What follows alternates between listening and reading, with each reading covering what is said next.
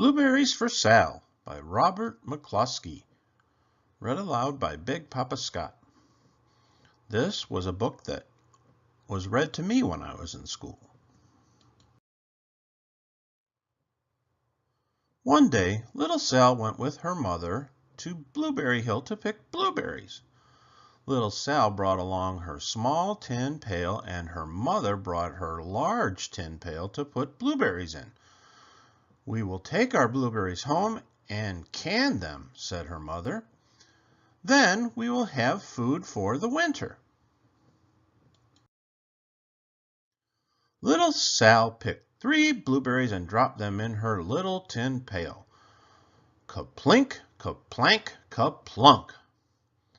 She picked 3 more berries and ate them. Then she picked more berries and dropped 1 in the pail, ka-plunk, and the rest she ate. Then little Sal ate all 4 blueberries out of her pail. Her mother walked slowly through the bushes, picking blueberries as she went and putting them in her pail. Little Sal struggled along behind, picking blueberries and eating every single one. Little Sal hurried ahead and dropped a blueberry in her mother's pail. It didn't sound ka-plink because the bottom of the pail was already covered with berries. She reached down inside to get her berry back, though she really didn't mean to. She pulled out a large handful because there were so many blueberries right up close to the one she had put in. Her mother stopped picking and said, "Now, Sal, you run along and pick your own berries. Mother wants to take her berries home and can them for next winter."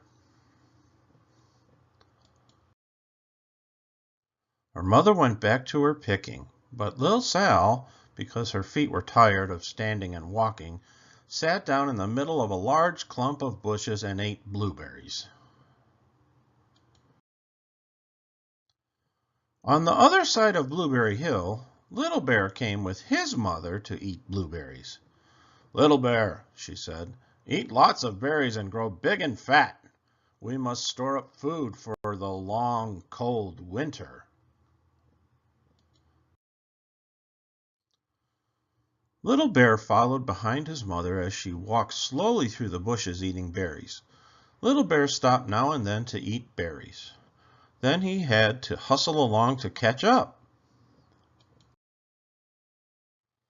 Because his feet were tired of hustling, he picked out a large clump of bushes and sat down right in the middle and ate blueberries. Over on the other side of the hill, little Sal ate all of the berries she could reach from where she was sitting. Then she started out to find her mother. She heard a noise from around the rock and thought, "That is my mother walking along."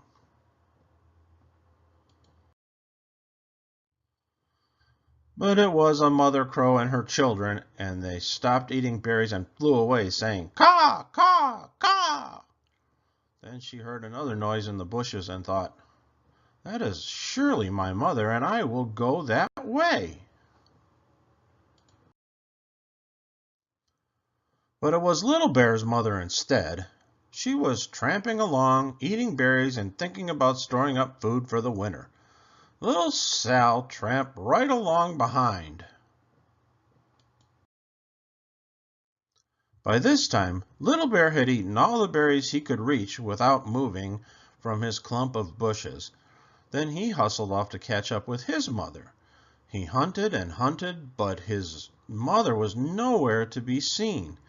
He heard a noise from over a stump and thought, "That is my mother walking along." But it was a mother partridge and her children. They stopped eating berries and hurried away. Then he heard a noise in the bushes and thought, "That is surely my mother. I will hustle that way." But it was little Sal's mother instead. She was walking along, picking berries and thinking about canning them for next winter. Little Bear hustled right along behind.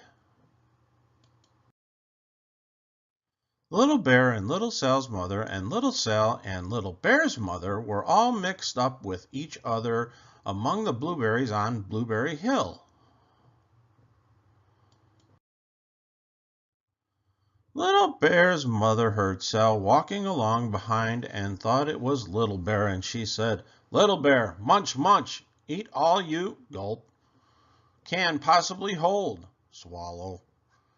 Little Sal said nothing. She picked 3 berries and dropped them, kaplink, kaplank, kaplunk, in her small tin pail.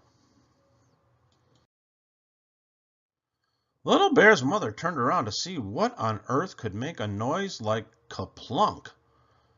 "Grumph!" she cried, choking on a mouthful of berries. "This is not my child. Where is Little Bear?" She took one good look and backed away. She was old enough to be shy of people, even a very small person like Little Sal. Then she turned around and walked off very fast to hunt for Little Bear. Little Sal's mother heard Little Bear tramping along behind and thought it was Little Sal. She kept right on picking and thinking about canning blueberries for next winter.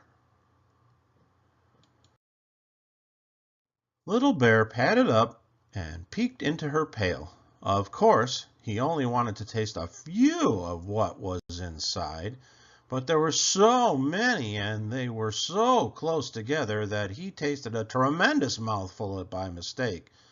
"Now, Sal," said Little Sal's mother without turning around, "you run along and pick your own berries. Mother wants to can these for next winter."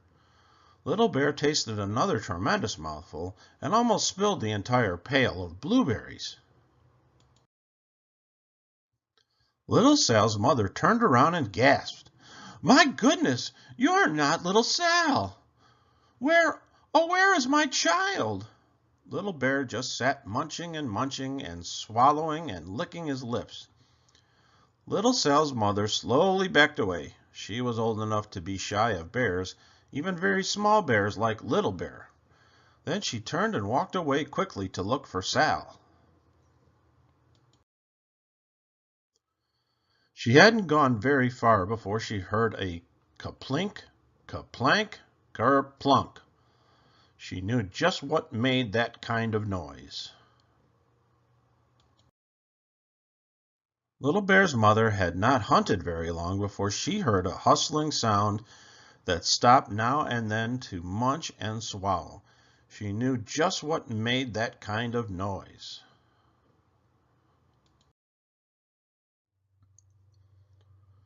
Little Bear and his mother went home down one side of Blueberry Hill, eating blueberries all the way and full of food stored up for next winter. And Little Sal and her mother went down the other side of Blueberry Hill, picking berries all the way, and drove home with food to can for next winter. A whole pail full of blueberries, and 3 more besides. And there they are canning blueberries. The end. Please subscribe.